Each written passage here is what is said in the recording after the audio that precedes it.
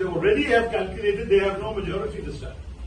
272 is gone. Forget 300 Paar, 400 Paar, nothing like that. So now they're looking, how will they be able to even conceivably attract enough allies to form a government?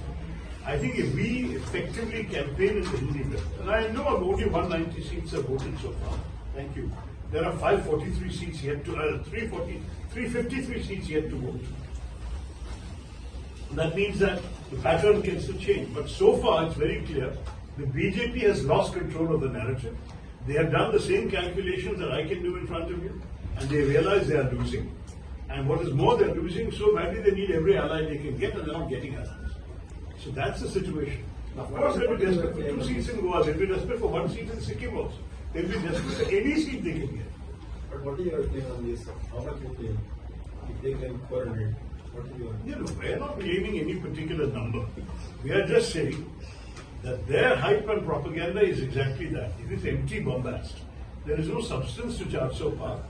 As I said earlier, there is not even any substance to the notion that their majority is guaranteed. They do not have a guaranteed majority. In fact, they're guaranteed not to have a majority. And that's why we're seeing all of this. We're seeing the panic, we're seeing the arrests, we're seeing the raids, the freezing, we're seeing the wooing of opposition parties that they want to bring back. We're seeing them buying up opposition MPs, politicians, MPs, MLAs. I mean, at the end of the day, the BJP of today is not going to look like the BJP of 10 years ago. They bought half the opposition into their, into their thing, and even then they're not going to win. Congress supported him. Congress was said that Congress is a factory that produces MLA and supplies to BJP. No, we are very happy to be a powerhouse of talent, but we need the talent for ourselves also.